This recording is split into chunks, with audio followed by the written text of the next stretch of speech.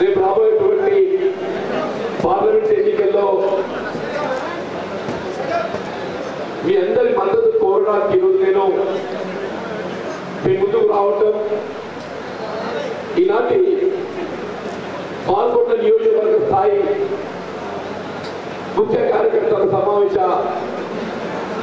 సభాధ్యక్షులు నిజామాబాద్ జిల్లా కాంగ్రెస్ అధ్యక్షులైనటువంటి మిత్రులు మారాల మోహన్ రెడ్డి గారు,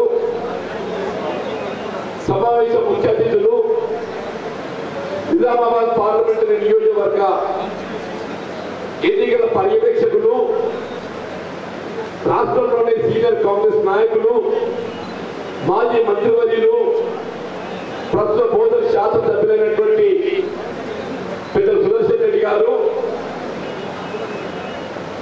ఇక్కడ పాల్గొండ నియోజకవర్గ నలుమూలల నుండి తరలి వచ్చే విధంగా కార్యకర్తలందరినీ సమీకరించి ఈ సమావేశంగా జయప్రదం కావడానికి కృషి చేసినటువంటి పాల్గొండ నియోజకవర్గ ఇన్ఛార్జ్ అయినటువంటి సోదరుడు సునీల్ రెడ్డి గారు, నిజామాబాద్ రూరల్ శాసనసభ నియోజకవర్గ సభ్యులైనటువంటి మిత్రులు భూపతి రెడ్డి గారు, మిత్రులు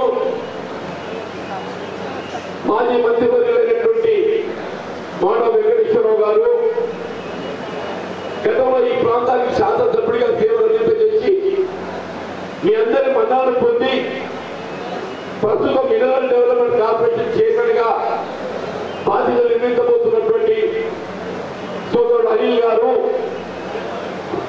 పెద్దలు మాజీ శాసన మండలి సభ్యులైనటువంటి నర్సరెడ్డి గారు, ఈ ప్రాంత వాస్తవ్యుడు, రైతు సమస్యల పట్ల ఎప్పటికప్పుడు స్పందిస్తూ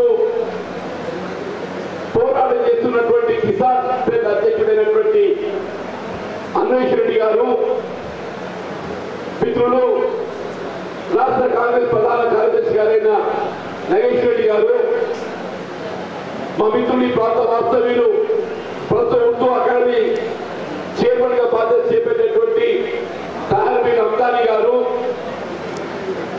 మా మిత్రులు రాష్ట్ర కాంగ్రెస్ కార్యదర్శి గారైనటువంటి సోదరుడు గడు గంగాధర్ గారు, ప్రత్యేకంగా ఈరోజు మధ్య కార్మికుల మనోస్థైర్యాన్ని నింపే విధంగా ఏదైతుందో సమావేశానికి కేటాయించినటువంటి మా మిత్రులు మెట్టు సాయి కుమార్ గారు, అటై సాయి రెడ్డి గారు, ఇక వివిధ హోదాల్లో ఉన్నటువంటి వేదికను అలంకరించిన కాంగ్రెస్ నాయకులు, ముఖ్యంగా నియోజకవర్గ నలుమూలలను తరలి వచ్చిన కాంగ్రెస్ కార్యకర్తలు, అభిమానులు, పాత్రికేయ సోదరులకు అందరికీ హృదయపూర్వకంగా నమస్కారం చెప్తూ, మీ అందరికీ ఉత్సాహం పట్టుదల చూస్తుంటే రానటువంటి పార్లమెంట్ ఎన్నికల్లో నిజామాబాద్ పార్లమెంట్ నియోజకవర్గ కాంగ్రెస్ పార్టీ గెలుచుకోవడమే కాదు, పాల్గొండ నియోజకవర్గం నుండి అత్యంత మెజార్టీ పొందబోతున్నటువంటి విశ్వాసం కలుగుతుందని చెప్పడం లేదు. మొదటి ఎన్నికల్లో మిత్రుడు ప్రశాంత్ రెడ్డి గారు ఏదైతుందో ఎన్నికల్లో గెలిస్తే కానీ గెలుపు కేవలం సాంకేతిక గెలుపు మాత్రమే చెప్పడం లేదు.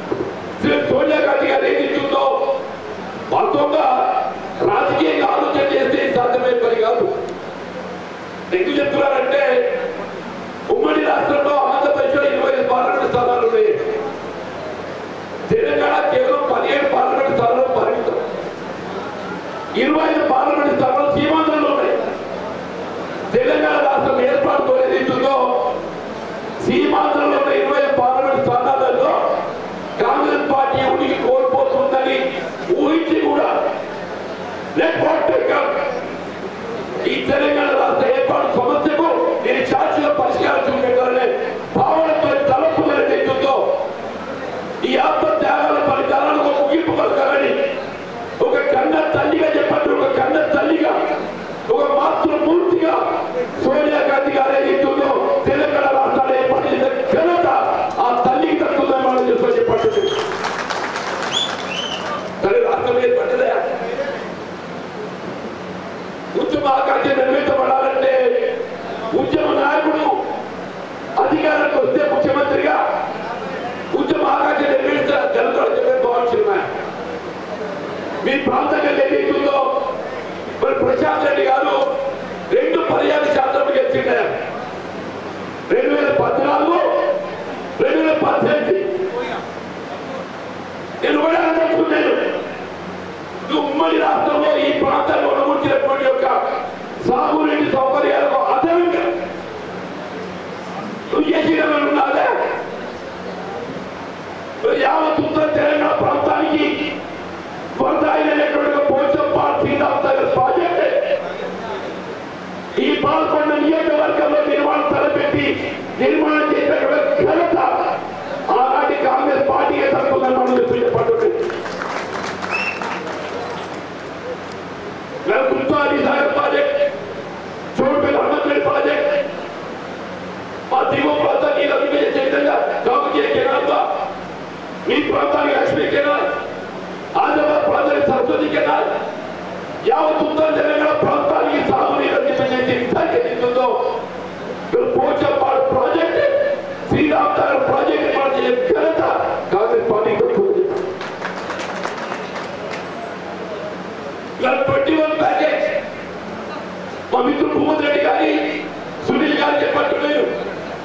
ఆనాడు మిత్రుడు సుదర్శన్ రెడ్డి గారు పెద్దలు వారి నీటిపారుదల శాఖ మంత్రులుగా ప్రాణిత చేపల ప్రాజెక్టు అంత భాగమైనటువంటి 2021, 22 ఈ 3 ప్రాజెక్టులు నిర్మాణం పూర్తి చేయగలిగినట్లయితే ఉమ్మడి నిజామాబాద్ జిల్లాకి అంతటికే దిద్దుతో సాగునీరు కల్పన చేసే అవకాశం ఉంటుంది. ఏమేమి పూర్తి చేసుకున్నాం? 21, 22 ప్యాకేజ్ ఏదైతుందో కేవలం మంచి పరిసర్వాయలు ఏదైతుందో దాని ఇల్లు సాబోతే పెట్టాలనుక రీడిజైన్ కానీ ఆలోచన తెరవేపటికి వచ్చి 10 సంవత్సరాలు నడుస్తుంది. 10 సంవత్సరాలు చెప్పట్లేదు. ఎన్నికల్లో పోటీలు వచ్చే మా మిత్రులు పోవచ్చుకుంటున్నాడు. ఆయన నిజామాబాద్ లో నేను పర్యాల శాస్త్రజ్ఞ బాధ్యత వహించిండు. మీరు అనదలుచుకోవచ్చు ప్రశాంత్ రెడ్డి గారిని, నువ్వు ఎంతవరకు అయితే 21 ప్యాకేజ్ నిర్మాణం పూర్తి చేయలేకపోవడంతో అటు సిరికొండ మండలమే కానీ, భీమగల్ మండలమే కానీ, వేల్పూర్ మండలమే కానీ ఈనాటి కూడా సాగునీటి సౌకర్యం లేకపోయిందంటే మీరు బాధ్యులు కాదని ప్రకటిస్తున్నా. నిజమావద్దనే నేను చెప్తున్నాను. దేవుడు దేవాలయ పార్లమెంట్ ఎన్నిక మీ అందరికీ కానీ రాష్ట్రంలో ఆల్రెడీ కాంగ్రెస్ ప్రభుత్వం ఏర్పడ్డది. పెద్ద రేవంత్ రెడ్డి గారి ఆధ్వర్యంలో గతంలో నిర్లక్ష్యంగా అభిపబడ్డప్పుడు సాగునీటి ప్రాజెక్టులన్నీ చేపట్టబడే విధంగా మీ 21 ప్యాకేజ్ సంవత్సర కాలంలో నిర్మాణం పూర్తి చేసుకొని మీ నిజామాబాద్ రూరల్ మండలంతో పాటుగా అక్కడ సీల్కొండే కానీ, భీమగలే కానీ, వేల్పూరే కానీ ఈ సంవత్సర కాలంలో సాగునీరు అభివృద్ధి చేయడం ఏదైతుందో కాంగ్రెస్ పార్టీ బాధ్యత చెప్పని ఈ సభకు చెప్పండి. ఆలోచించండి. ఏ రాజకీయ పార్టీ అధికారానికి వస్తే గెలిస్తే ఏమవుతుంది? ప్రశాంత్ రెడ్డి మాట్లాడుతున్నాడు. శ్రీరామసాగర్ ప్రాజెక్టు నీటి కొద్ది ఏర్పడ్డదా? ఈ నీటి కొన్న బాధ్యుడు ఎవరు? ఒకటి ప్రకృతి. మనకి ఈశాన్య ఋతుపవనాలు ఏదైతుందో ఆశించిన మేరకు స్పందించక మనకి అక్టోబర్లో రావాల్సిన వర్షాలు రాలేదు. దాన్ని మనం ఎవరి బాధ చేయాల్సిన అవసరం లేదు. మరి ఇదే ప్రశాంత్ రెడ్డి గారు ఆనాడు ముఖ్యమంత్రి కేసీఆర్ ఏదైతుందో దత్తపుత్రుడు భావిస్తాడు. నిజమాబద్ధమే. ప్రశాంత్ రెడ్డి ఆయన ఏదైతుందో కేసీఆర్ దత్తపుత్రుడు భావిస్తాడు కదా. ఏ మేడిగడ్డ కావాల్సిన పాయలు ముక్కులేదో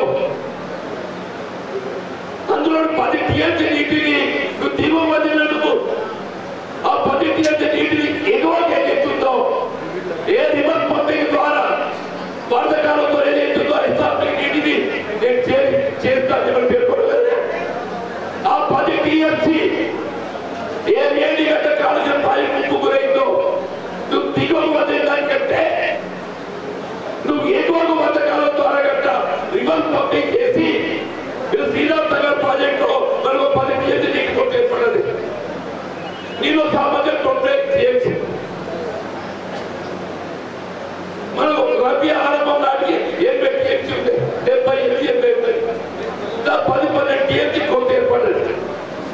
ఆ 10 టీఎంసీ కొంత ఏర్పడటానికి ఏదైతుందో ఆనాడు అక్టోబర్లో అధికారంలో ఉన్నటువంటి ఆనాటి బీఆర్ఎస్ ప్రభుత్వము, ఆనాటి గౌరవ ముఖ్యమంత్రి కేసీఆర్ గారు, ఆయన దత్తపుత్రులు భావించేటువంటి ప్రశాంత్ రెడ్డి నైతిక బాధ్యత వహించాలి, నైతిక బాధ్యత వహించాలని చెప్పండి. కాంగ్రెస్ పార్టీ ఏ పరిస్థితుల్లో కూడా ఒకవైపు త్రాగునీటి కొరత రాకుండా చూడడం ప్రకారం త్రాగునీటికి సమస్య ఉత్పన్నం కాకుండా అట్లాగే ప్రాజెక్ట్ సాగునీటికి సంబంధించి కూడా చివరి నీటి పొట్టు వరకు నీరు అందింపజేసే విధంగా ఏదైతుందో నిర్మాణాత్మకంగా చేసేటువంటి కార్యక్రమాన్ని రూపొందించబడుతుంది. మిత్రుడు సునీల్ గారు ఏదైతుందో గౌరవ ముఖ్యమంత్రి రేవంత్ రెడ్డి గారి దృష్టికి తీసుకెళ్లి సుదర్శన్ రెడ్డి గారే కానీ ఉత్తమ్ రెడ్డి గారే కానీ లక్ష్మీ కెనాల్ కాంతి కెనాల్ ద్వారా రోజు 500 క్యూసెక్ వాటర్ విడుదలతో ఈ ప్రాంతంలో ఉన్నటువంటి పంట పొలాలను కాపాడే ప్రయత్నం చేస్తున్న మాట మాతో కాదా చెప్పండి. విమర్శ కాదా? విమర్శ ఎవరైనా చెప్తాడు, విమర్శ ఎవరైనా చెప్తాడు. నేను 3 రాజకీయ పార్టీలునే, కాంగ్రెస్ కానీ బీఆర్ఎస్ కానీ బీజేపీ కానీ భారతీయ రాష్ట్ర సమితి 10 సంవత్సరాల అవకాశం ఇచ్చిన 2 పర్యాయాలు.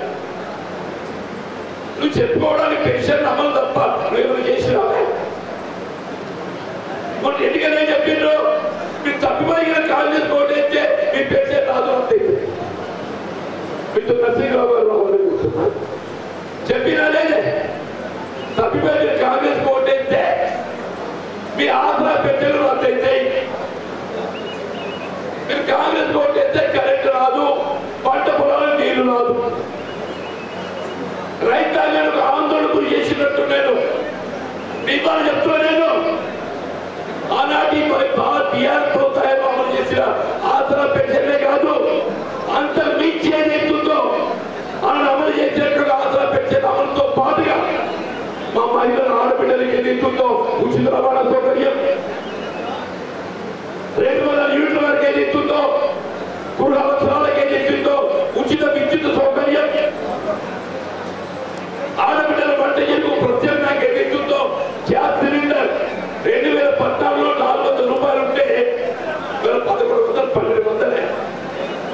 ఆర్థిక భారం తొలిలపై పడకుండా 500 కదలకబడే భారాన్ని రాష్ట్రంలో కాంగ్రెస్ ప్రభుత్వం గౌరవ ముఖ్యమంత్రి రేవంత్ రెడ్డి గారు ఏదైతుందో మరింటూ ఆడబిడ్డలకు 500 రూపాయలు సిలిండర్ కల్పిస్తున్నటువంటి ఒక కార్యక్రమం కాంగ్రెస్ పార్టీ చేస్తుంది.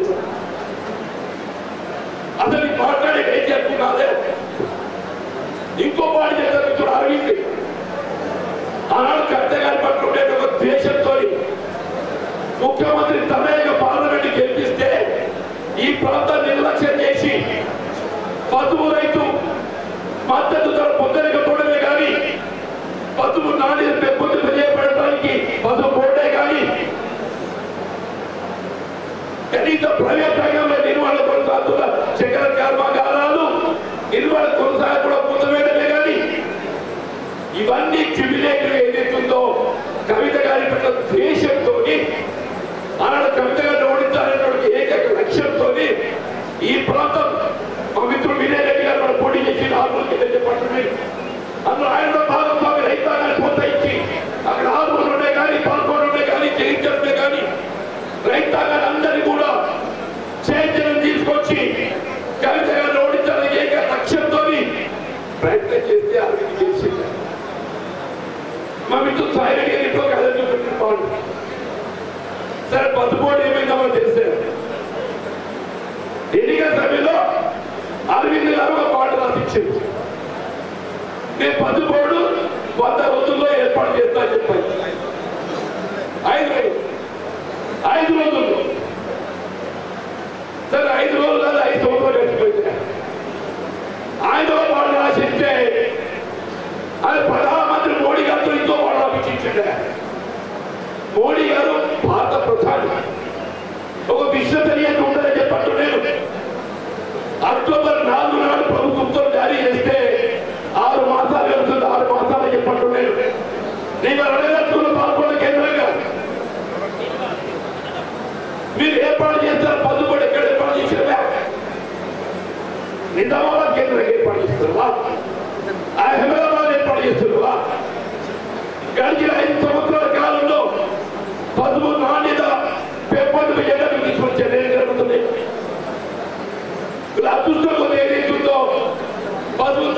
తగ్గిపోయింది.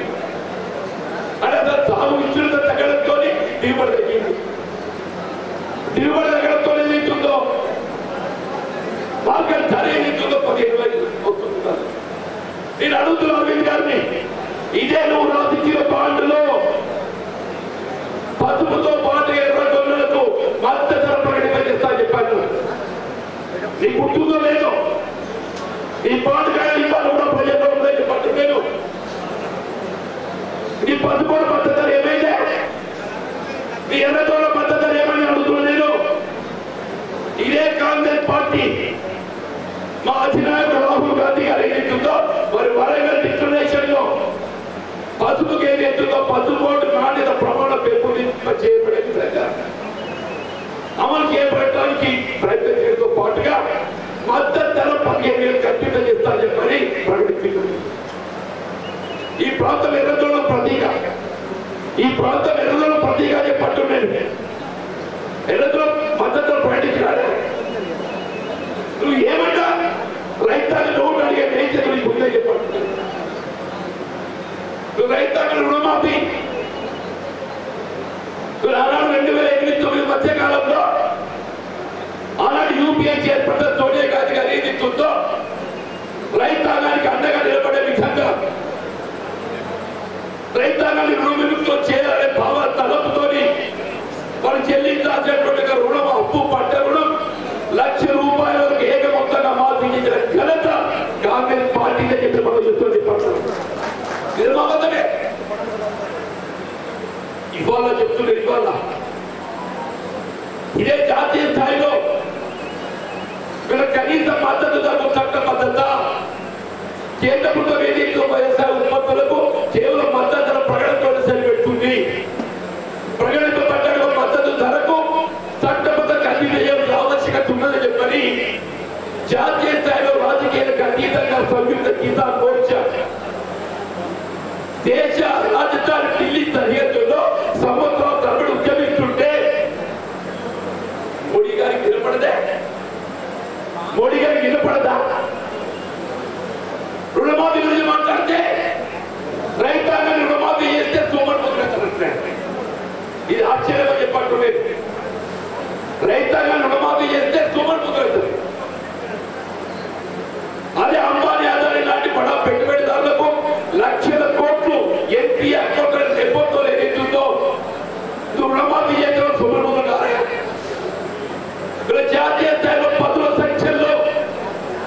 సంఖ్యలో పెట్టుబడిదారులకు ఏదైతుందో 16 లక్షల కోట్లు ఎంపీ అకౌంట్ నెప్పంతో ఏదైతుందో రుణమాఫీ చేసి మోడీ ప్రభుత్వం చెప్పండి. అదే యావత్ దేశంలో జాతీయ స్థాయిలో రైతాంగం 2 లక్షల రుణమాఫీ చేస్తే దేశంపై పడే ఆర్థిక భారం ఎంత? కేంద్రంపై కేవలం 2 లక్షల కోట్లు. కేవలం 2 లక్షల కోట్లు నువ్వు బడా పెట్టుబడిదారులకు ఎంపీ అకౌంట్ నెప్పంతో ఏదైతుందో నువ్వు 10-16 లక్షల కోట్లు మాఫీ చేస్తావు. జాతీయ ధర్మంతో రైతాంగానికి సంబంధించి ఒక 2 లక్షల కోట్లు మాఫీ చేయలేదు. నేను చెప్తున్నా కాంగ్రెస్ పార్టీ దేవుడే వల్ల నిజామాబాద్ పార్లమెంట్ నియోజకవర్గ అభ్యర్థి కాదు. రేపు జాతీయ స్థాయిలో ఇండియా కూడా ప్రభుత్వం ఏర్పడటంతోనే రైతాంగం చెల్లించవలసిన రుణం ₹2 లక్షల వరకు ఏదైతుందో ఏక మొత్తంగా మాఫీ చేసిన బాధ్యత కాంగ్రెస్ పార్టీ చేపడుతుంది. మాట్లాడుతుండ్రు ఏమైంది రుణమాఫీ? రుణమాఫీ అమలు చేసే బాధ్యత కాంగ్రెస్ పార్టీ చెప్పట్లేదు. నేను కట్టుబడి రుణం చెప్పట్లేదు. రైతు చెల్లించాల్సిన అప్పు రైతు చెల్లించవలసిన అవసరం లేకుండా ఆ అప్పు బకాయిని ప్రభుత్వమే బదలాయింపు చేసుకొని ప్రభుత్వం బ్యాంకుల పూర్తి ఖర్చుగా ఉండి రేపు ఖరీఫ్ నాటికి ఏదైతుందో రైతుకి ఏదైతుందో అదనపు నూతన రుణానికి ఏదవుతుంది కాంగ్రెస్ పార్టీ అని చెప్పారు. ఏ రకంగా చూడండి అంటున్నాను.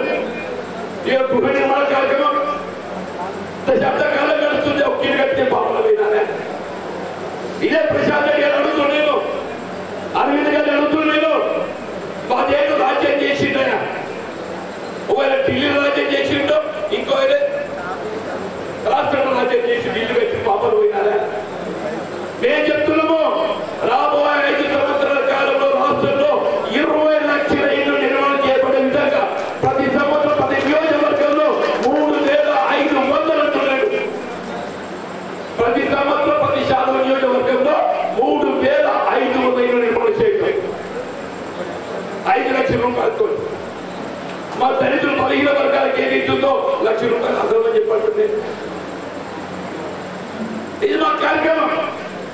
నేను అడుగుతున్న అరవింద్ గారిని, నేను అడుగుతున్న ప్రశాంత్ రెడ్డిని, మేము అమలు చేయాలనే కార్యక్రమాన్ని నిర్వహిస్తున్నాం.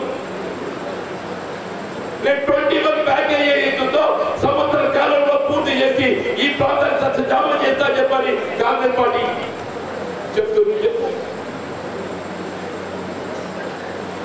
రైతులను రుణమాఫీ చేస్తూ చెప్తున్నాం, నువ్వు చెప్పు. ఇళ్ల నిర్మాణ కార్యం చేస్తూ చెప్తున్నాం, నువ్వు చెప్పు. ఈ ప్రాంతం కార్మికులే స్థానికంగా ఉపాధి పొందలేక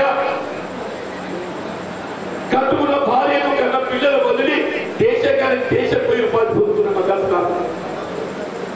ఆ ఉమ్మడి రాష్ట్రంలో ₹1,00,000 ఎవరి అకాల మరణాలకు గురైతే సహాయం చేసి 10 సంవత్సరాలు గడిచింది. ప్రశాంత్ రెడ్డి గల్ఫ్ లో అకాల మరణాలకు గురైనటువంటి ఏ ఒక్క కార్మిక కుటుంబాన్ని ఆదుకోవడానికి ₹1,00,000 ఇచ్చిన వస్తుందా?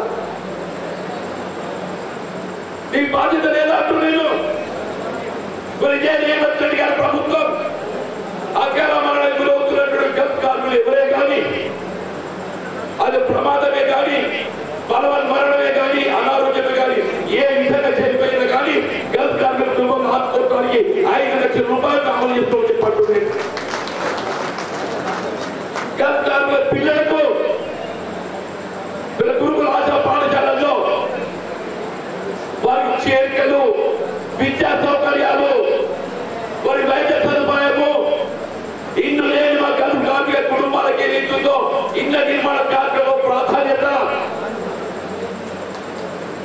గల్ఫ్ కార్మిక సంఖ్య కూడా ఏర్పాటు చెప్పండి. ఇది కాంగ్రెస్ పార్టీ మంత్రి. మా పీడీ కార్మికులు ఆడబిడ్డలు మన దగ్గర ఏముందంటే మన ప్రధాన వృత్తి వ్యవసాయం. ఎవరైనా వ్యక్తులు అందరూ కాపుదాన పొందగానే కులానికి ఎవరిమైనా కానీ వ్యవసాయంపై ఆధారపడే ప్రతి వాడు అయితే చెప్పండి. నేను వ్యవసాయ కుటుంబం వచ్చిన నేను ఒక రైతు బిడ్డలు, రైతు కష్టంగా తెలిసిన చెప్పట్టుగా ఇవ్వాలని కూడా స్వయంగా వరి సాగు చేస్తున్నా, ఇవ్వాలని కూడా స్వయంగా నేను ఏదో మామిడి తోట పెంపకం చేస్తున్నాను, తోట చెప్తున్నట్టు నేను స్వయంగా గొర్రెలు ఉన్నాయి, బర్రెలు ఉన్నాయి. ఎందుకు రైతు యొక్క సమస్య తెలుసుకోవాలనే భావనతోని ఒక రైతుగా ఏదైతుందో నా జీవనం కొనసాగిస్తూ చెప్పండి. ఏం చేస్తున్నది అరవింద్?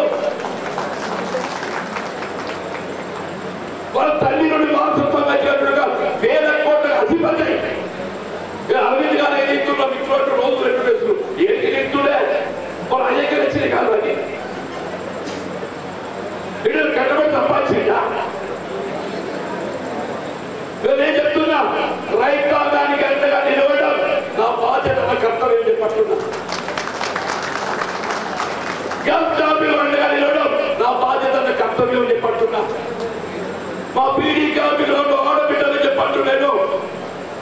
తెలంగాణ ప్రభుత్వం అమలు చేయాలన్నట్టు పీడీ పెన్షన్ 2014 వరకు అయినటువంటి ఆంక్షతో 2014 తదుపరి ప్రైవేట్ పాటు గుర్తింపు పొందిన పెన్షన్ రాలేదు. కానీ కాంగ్రెస్ ఆ విధంగా కాదు, ఏ విధమైన ఆంక్షన్ లేకుండా, ఏ విధంగా కట్ ఆఫ్ లేకుండా ప్రైవేట్ పాటు గుర్తింపు పొందే ఒక పీడీ కార్మికులు ఆడబిడ్డలు ఎవరైనా కానీ ప్రస్తుతం ₹2,000 అదనంగా జోడించి 4,000 అమలు చేయబోతున్న ఒక పార్టీ కాంగ్రెస్ పార్టీ.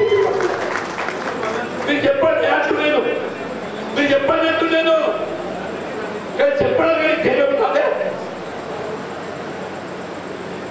అరవింద్ గారు కేంద్ర ప్రభుత్వం పీడీ కార్మికుల సంక్షేమ కొరకు కేంద్రం ఏం చేస్తుంది? గల్ఫ్ కార్మికులు ఏదైతుందో కేంద్ర ప్రభుత్వానికి ఏదైతుందో ఇవల్ల విదేశీ మార్గ ద్రవ్యాన్ని సమకూరుస్తుంది.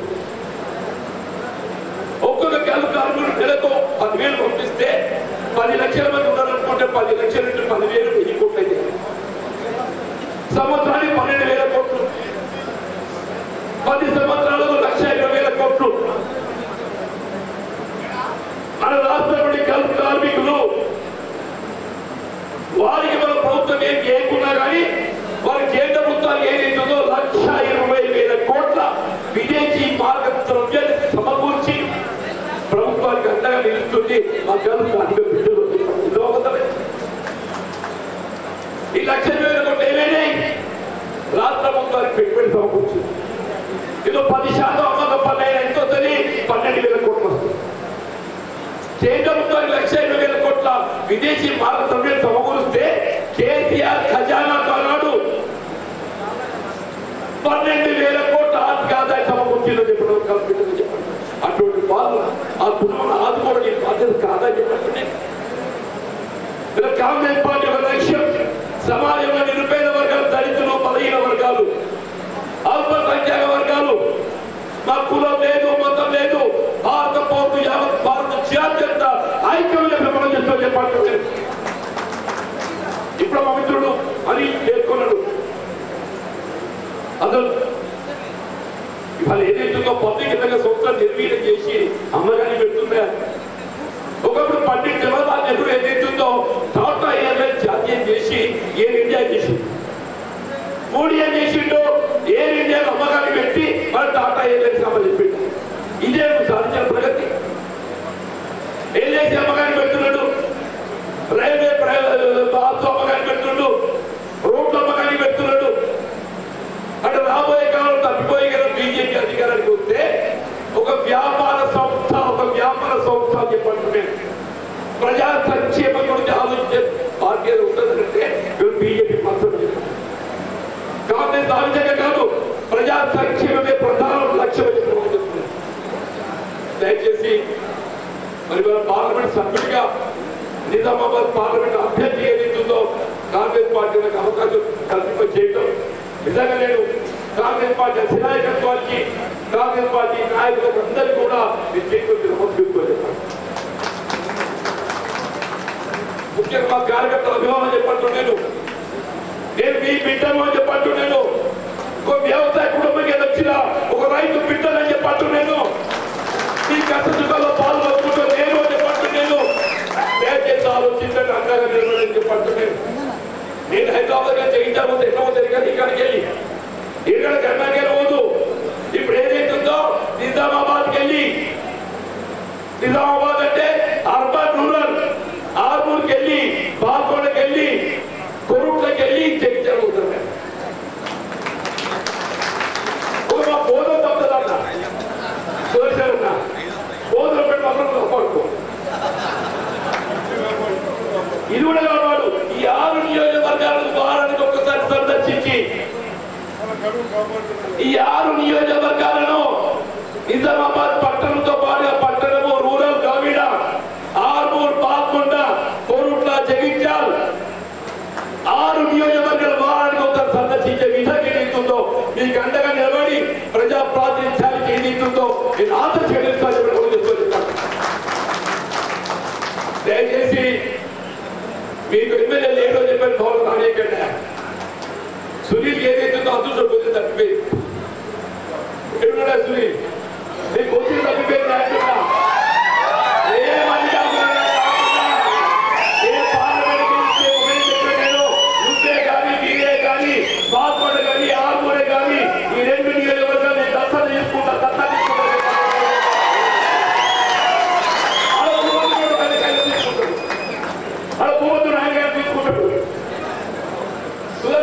మంత్రి నా ముందు రాగడ ముందే ఎలక్షన్ కమిషన్ ఆంక్ష ఉండడంతో ఆగుతున్నాయి. ఎలక్షన్ కమిషన్ ఆంక్ష దొరుకుతుందో ఆయన మంత్రి బాధ్యత చేపట్టబోతుండో ఒక 5, 6 కాదు 7 నియోజకవర్గాల బాధ్యత అయిపోయింది. నేను మా మిత్రులు, యువమిత్రులు సునీలే కానీ, వీరే కానీ, మా మోహన్ రెడ్డి కానీ, అనిలే కానీ అనుభవం చెప్పట్లేదు. ఈ ప్రాంతాన్ని ఏదైతుందో తెలంగాణ రాష్ట్రంలోని ఆదర్శవంతమైనటువంటి నియోజకవర్గంగా తీర్చిదిద్దడంలో ఒక బాధ్యతగా నేను భావిస్తాను. పేర్కొంటూ సెలవు తీసుకుంటూ